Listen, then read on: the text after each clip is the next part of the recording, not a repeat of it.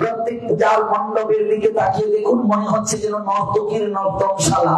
পূজার মণ্ডপগুলোকে ক্লাব মনে হচ্ছে এখন। যেভাবে হিন্দি গানের তালে তালে আমরা মদ খেয়ে মাতাল হয়ে নাচছি, অদূর ভবিষ্যতে সনাতনী হিন্দুদের সংস্কৃতি আস্থা করে নিপতিত হবে।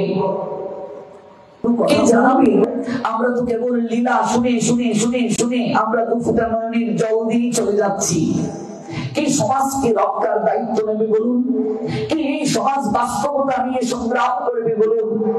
এগুলোকে যদি গুরুত্ব না দেয়া হয়, রাধা গোবিন্দের লীলা শ্রবণ করার একদিন লোক পাবে না, পাবে না। কত ছিলাম, কত পার্সেন্ট ছিলাম, কত হলাম, পালিয়ে রক্ষা নাই। কাঁটাতারের ওপারে গেলে কে শান্তিতে আছে?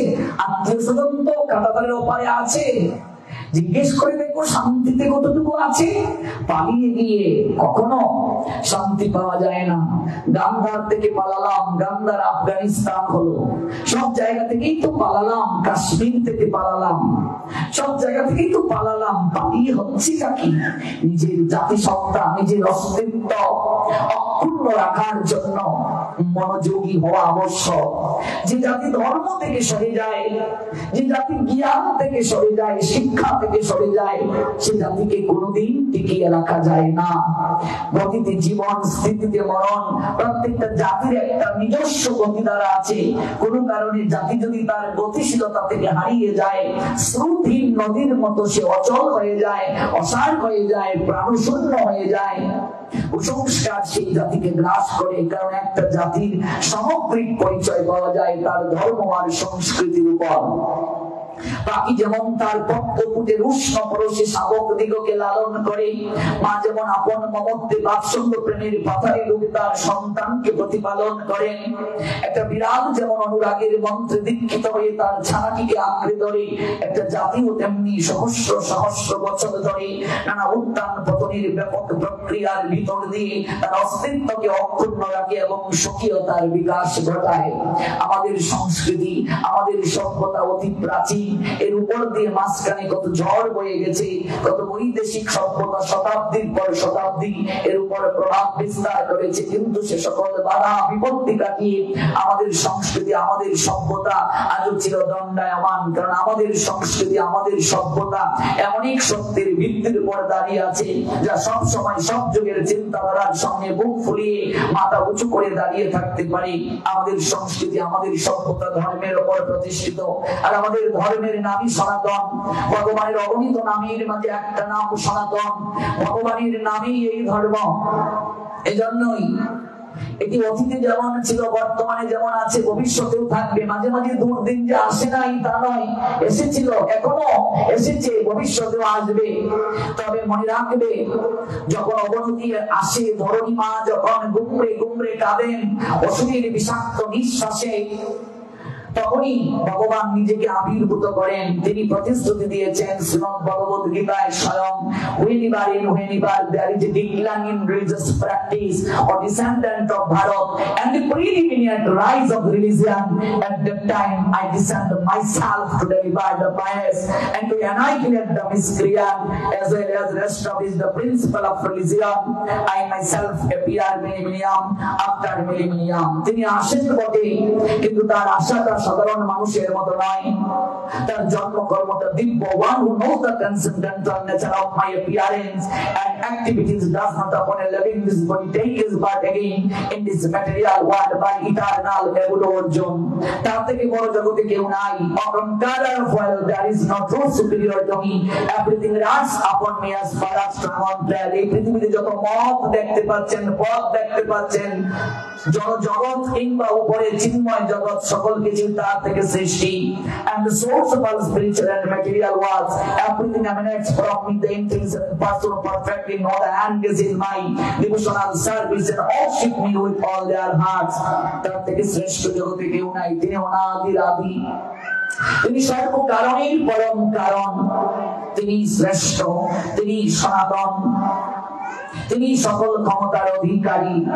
যেহেতু একটা কলিযুগ, ধীরে ধীরে ধ্বংসের সময় আসবে, এই জন্য আমরা চারিদিকে অনুক্রম কুলক্রম দেখতে পাচ্ছি। আরো হবে, এক সময় সবাই ম্লেচ্ছ হয়ে যাবে, এই কলিযুগে জবন হয়ে যাবে সবাই।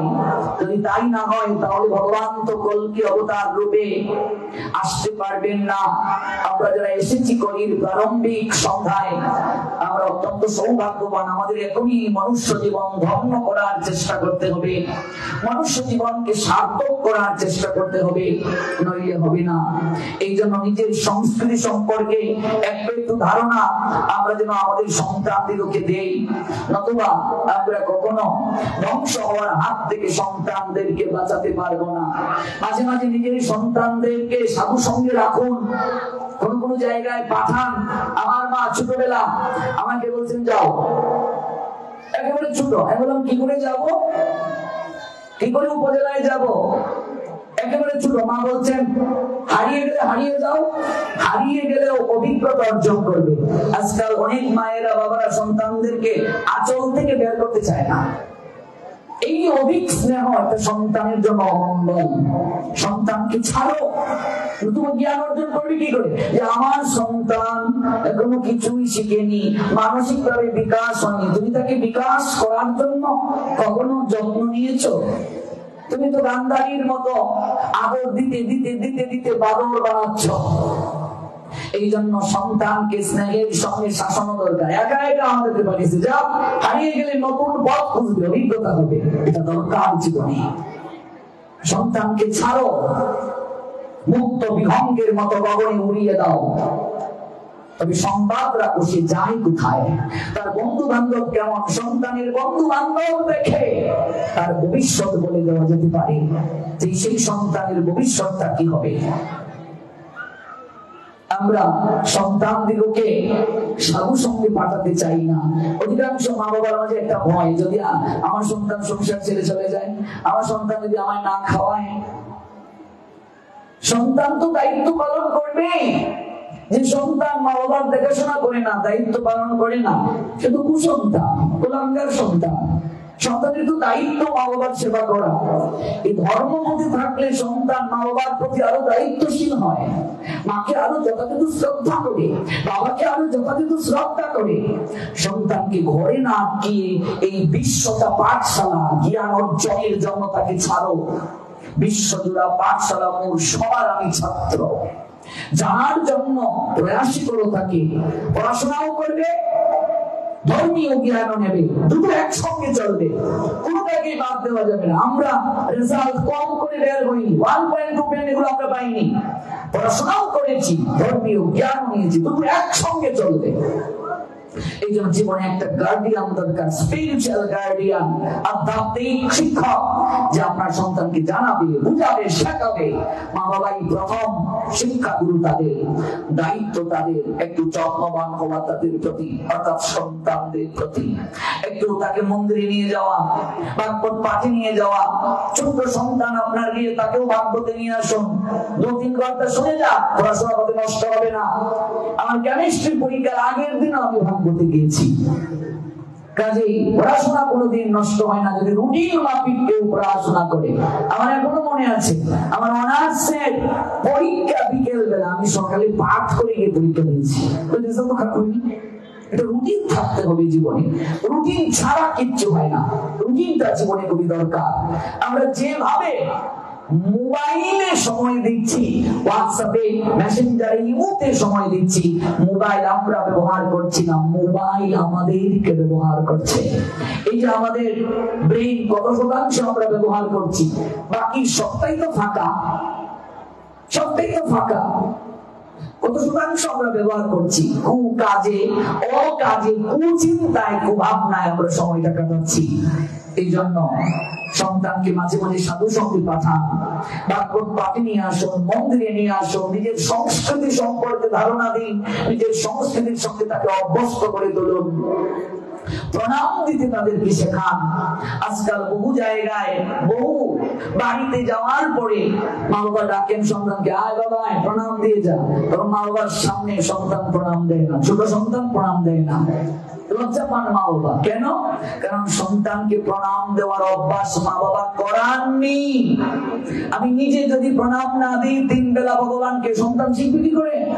But by action a great man, but from commandment and follow, and whatever standards, facts and paragraphs all the world must show. Say omnipotent maker Vishnu Srimad Bhagavad Gita 4th chapter 3 chapter 21 verse Karma Yoga তৃতীয় অধ্যায়ের 21 নং শ্লোকে ভগবান জানালেন শ্রেষ্ঠ ব্যক্তি যা আচরণ করে অপর সাধারণ জনতাকে অনুকরণ করে তিনি যা জগতের বুকে প্রবাসী থেকে গ্রহণ করে ইয়াত ইয়াত আচরতি শ্রেষ্ঠ তত্ত্বগীতর জনঃ সয়াত প্রমাণম কুরুতে লুপ্ত অনুবর্ততে। আমার এই জ্যাঠা, আমার মনে আছে এখনো, ছোটবেলা আমাদেরকে বস্তা কেটে আসন বানিয়ে দেওয়া হয়েছিল। সন্ধ্যা হলে এই সময় হাত পা ধুয়ে বস্তা নিয়ে অথবা আসন নিয়ে আমাদের বাসন্তী মণ্ডপ আছে, মণ্ডপের সামনে গিয়ে সবাইকে বসতে হবে আর প্রার্থনা করতে হবে। আর এরকম বলতে হবে সকালে সকালে উঠে আমি মনে মনে বলি সারাদিন আমি যেন ভালো হয়ে চলি। পরিবার থেকে শিক্ষা পাওয়া। প্রণামটা যদি কেউ ঠিকভাবে দিতে পারে তাহলেই তার সকল কিছু প্রাপ্তি হয়ে যাবে। 3 জায়গায় প্রণাম দেওয়ার কথা ভগবান বললেন গীতায়। আপনি ভাগবতে আসবেন, প্রণাম দিয়ে বসুন। আপনি ভাগবত থেকে চলে যাবেন, প্রণাম দিয়ে সেখান থেকে যান। আপনি শ্রীমন্দিরে এসেছেন, আগে প্রণাম দিন। প্রণাম দেওয়াটা খুবই দরকার। আজকাল আমরা প্রণাম দিতে চাই না। কোথাও যাওয়ার পূর্বে আমার বয়সী সন্তানদেরকে বলছি, মাকে প্রণাম দিয়ে যান, বাবাকে প্রণাম দিয়ে যান, গুরুজনকে প্রণাম দিয়ে যান। আজকে মা বাবা দেহ রেখে গেছে, আপনার ছবি টাঙিয়ে রেখেছেন, আপনি ঘুম থেকে উঠে আপনার মায়ের ছবিতে প্রণাম দেন, বাবার ছবিতে প্রণাম দেন, শ্বশুর শাশুড়িকে প্রণাম দেন। আপনার সন্তান আপনাকে দেখে শিখবে। আপনি নিজে দিচ্ছেন না, কি করে আপনার সন্তান আপনাকে দেবে? কি করে আশা করতে পারেন? আপনি কি করে আপনি আশা করবেন? গোপাল গোচারণে যাওয়ার আগে যশোদাকে প্রণাম দিয়েছেন। কনিষ্ঠ অঙ্গুলিটা হাতে নিয়ে কামড়ে দিয়েছেন যশোদা দন্ত দিয়ে। বৃদ্ধা অঙ্গুলির ধুলি আর গোবর মিশিয়ে টিকা দিয়ে দিলেন। এই যে দেখবে ছোট্টবেলা বাচ্চাদেরকে কাজল দেওয়া হয়, দেখেছো? নজর না লাগে যেন চন্দ্রের গায়ে, আমার সোনামণির নজর যেন না লাগে। এটা কাজলের ফুটা নয়, যশোদা গোবরের ফুটা দিয়ে দিতেন যেন কুদৃষ্টি না পড়ে আমার সন্তানের উপরে। ভগবান শিক্ষা দিচ্ছেন জগৎকে। আমি সন্তান, আমার বয়সী যারা, কোথাও যাওয়ার আগে কি আমি আমার গুরুজনকে প্রণাম দিয়ে যাচ্ছি? আমি বৌমা শ্বশুর শাশুড়িকে ঘুম থেকে উঠে প্রণাম দিচ্ছি? প্রশ্ন করুন বিবেককে। তাহলে আমার সন্তান আমাকে কি করে সম্মান করবে, কি করে আশা করতে পারি? কর্মফলটা তো বড় ভয়ানক। যেখানে ভগবানের মাকে পর্যন্ত ছাড় দেননি গোবিন্দ, তাকেও পর্যন্ত কারাগারে থাকতে হলো। সন্তান পেলেন, মুখে জড়িয়ে ধরে দুগ্ধ পান করাতে পারলেন না, আস্বাদন করতে পারলেন না বাৎসল্য। কারণ এই দেবকী কইকেই ছিলেন, অন্য মায়ের কুলকে খালি করেছিলেন 14 বছর। মাকে পর্যন্ত কর্মফল থেকে তিনি মুক্তি দিলেন না, আমাদেরকে কি করে দেবেন? প্রত্যেকটা ক্রিয়ার পাশাপাশি সমান ও বিপরীত প্রতিক্রিয়া যে আছে তো। এই জন্য অভ্যাস করতে হবে, নিজ থেকে অভ্যাসটা শুরু করতে হবে। আপনি আচরি প্রভু জীবের শেখায়, আপনি না আচরিলে জীবকে শেখানো না যায়। এটা পরিবার থেকে শুরু হবে। আপনি ভাগবতে এসেছেন, প্রণাম দিয়ে বসুন। আপনি ভাগবত থেকে যাবেন, প্রণাম দিয়ে যান। বিশেষ কার্য না করে ভাগবতে এসে বসার পর পাঠ শেষ না করে যাবেন না। এবার বিশেষ কার্য, প্রকৃতির ডাকে আমাকে প্রস্তাব করতে যেতে হবে, আমাকে যেতে হচ্ছে। বিশেষ কার্য করে আমাকে যেতে হচ্ছে, এমন ভাবে যাবো যেন কাউকে শ্রবণে আমার ব্যাঘাত ঘটানো না হয়। আমি প্রণাম দিয়ে চলে যাব। তত্ত্বদ্রষ্টার নিকটে গিয়ে বসেছেন, প্রণাম দিয়ে বসুন। তদ্বৃদ্ধি প্রণিপাতেন পরিপ্রশ্নেন সেবয়া উপদাক্ষন্তিতে জ্ঞানম জ্ঞানীন তত্ত্বদর্শিনঃ। তত্ত্বদ্রষ্টার নৈকট্যে গিয়ে আগে প্রণাম দাও, তারপর পরিপ্রশ্ন। আগে প্রণাম, প্রণাম ছাড়া হবে না। আর প্রণাম দেওয়ার সময় হৃদয়ের অভিব্যক্তিটা যেন এমন থাকে। দেখুন ঋষি কবি জানালেন, আমি তো প্রথম বিজ্ঞানের ছাত্র ছিলাম, পরে আমি বাংলা সাহিত্য নিয়ে পড়াশোনা করেছি। এই জন্য ঋষি কবি আমার আদর্শ। দেখুন ঋষি কবি রবীন্দ্রনাথ কি বলছেন গীতাঞ্জলি কাব্যে। দুর্ভাগ্য বাঙালি সনাতনী হিন্দুগণ তাদের ঘরে গীতাঞ্জলি কাব্য রাখে না, যে গীতার উপরে কাব্য রচনা করে বিশ্ববিজয়ী হলেন রবীন্দ্রনাথ, নোবেল পুরস্কার পেলেন তিনি। গীতা যুগ অঞ্জলি, গীতাঞ্জলি। গীতা কাকে বলে? গৌরী ধাতু প্রত্যয় যুগে গীত, আপ স্ত্রীলিঙ্গে গীতা, মাতৃস্বরূপিণী। দেখবেন মঙ্গলাচরণে আছে সর্বোপরি শত গাবো দুগ্ধা গোপালনন্দন পার্থ বৎস সুধীর ভুক্তা দুগ্ধম গীতামৃতম মহা। সকল উপনিষদ হচ্ছে গাভী। তো গাভী থাকলেই হবে, বাছুর ছাড়া দুগ্ধ আসবে? তো বাছুরকে পার্থ বৎস, পার্থ বলেন গাভী, অর্থাৎ এই বাছুর। এবার বাছুর পেলাম, গাভী পেলাম, দুহন কর্তা যদি কেউ না থাকে দুগ্ধ পাওয়া যাবে মা? তো নন্দের নন্দন হলেন দুহন কর্তা। গাভী পেলেন, বাছুর পেলেন, দুহন কর্তা পেলেন, দুগ্ধটাও পাত্রে রাখলেন। এবার দুগ্ধ যদি কেউ আস্বাদন না করে শরীর পরিপুষ্ট হবে? দুগ্ধটা কি আহার করবে? সুধীর ভোক্তা, জগতের সুধীজন আপনারা যারা এসেছেন, এই দুগ্ধটা কেমন? বলছেন গীতা অমৃতম, ভগবানের কথা, গীতার কথা, ভাগবতের কথা। অমৃত সাধারণ কোন দুগ্ধ না। পরীক্ষিতকে যখন কৃষ্ণ কথামৃত আস্বাদন করানোর জন্য প্রয়াসী হলেন শুকদেব, স্বর্গ থেকে অমৃতের ভাণ্ড নিয়ে দেবতারা নামলেন আর প্রণাম দিয়ে বলছেন, মহাত্মা আমরা অমৃতের ভাণ্ড নিয়ে এসেছি, অমৃত আস্বাদন করিয়ে দিন পরীক্ষিতকে, আর তার বিনিময়ে কৃষ্ণ কথামৃত আমাদের পান করিয়ে দিন। এবার শুকদেব গোস্বামীপাদ বলছেন, হে দেবগণ, এই কেমন কথা তোমরা বলছো? এত অজ্ঞ কথা, এত মূর্খের ন্যায় কথা। কোন অমৃতের সঙ্গে তোমরা কোন অমৃতের তুলনা করেছ? তোমরা যে অমৃত পান করেছ, এই অমৃত তোমাদের চির বিজয়ী করতে পারবে না, তোমাদেরও একদিন মৃত্যু আছে। কিন্তু পরীক্ষিত যে অমৃত পান করতে প্রয়াসী হয়েছেন, এই ভগবানের কথামৃত কেউ যদি একবার পান করতে পারে, এই দুঃখময় সংসার সাগরে তাকে আর কখনো সাঁতার কাটতে হয় না, আর কখনো তাকে আসতে হয় না। নিত্য ধামে সেবার সৌভাগ্যবান সে হয়। এই যে অমৃত পান করতে আমরা এলাম, এটা সাধারণ কোন অমৃত নয়। মা যেমন স্তনদুগ্ধ দ্বারা সন্তানকে পরিপুষ্ট করেন, বাৎসল্য প্রেম দ্বারা, মমতা দ্বারা তাকে ধীরে ধীরে ধীরে ধীরে বড় করে তোলেন, তেমনি ভাবে গীতাও আমাদেরকে, ভাগবত আমাদেরকে কি করে? জ্ঞান অমৃত আস্বাদন করে, জ্ঞান দুগ্ধ পান করিয়ে ধীরে ধীরে ধীরে ধীরে বড় করে তোলে। এই জন্য শ্রীমদ্ ভগবত গীতা মাতৃস্বরূপিণী, মাতৃস্বরূপিণী শ্রীমদ্ ভগবত গীতা স্তনদায়িনী তিনি আমাদেরকে, স্তনদুগ্ধ দায়িনী, অপ্রাকৃত জ্ঞান দুগ্ধ দায়িনী। আর গীতার পরিত ভাগবতের স্থান। গীতায় অনেক কথা ভগবান বলতে পারেননি, বলতে গিয়েও বলতে পারেননি, নিজের কথা নিজে কি করে বলবেন? এই জন্য ভক্তকে দিয়ে বলানোর প্রয়োজন হলো শ্রীমদ্ ভাগবতে। কর্মযুগ আছে, জ্ঞান যুগ আছে, ভক্তি যুগ আছে, কিন্তু প্রেম যুগ গীতায় নাই। মহাসাধিকার ভাষা মীরা ভাইয়ের, বিনা প্রেম সে নাহি মিলে নন্দলালা। ওই প্রেম আস্বাদনের জন্য এই ভাগবতটার প্রয়োজন হলো। মৃত্যু পথযাত্রী একটা চরিত্রকে এখানে বেছে নেওয়া হলো। আর আমরা সবাই মৃত্যু পথযাত্রী, আমাদের একটাই ঔষধ, এই ভাগবত অমৃত, এই গীতার অমৃত পান করা, আস্বাদন করা। গীতাকে কেন্দ্র করে কাব্য রচনা হলো গীতাঞ্জলি। গীতায় অঞ্জলি দিলেন রবীন্দ্রনাথ। কজন আমরা গীতাঞ্জলি রাখি, বাড়িতে পড়ি?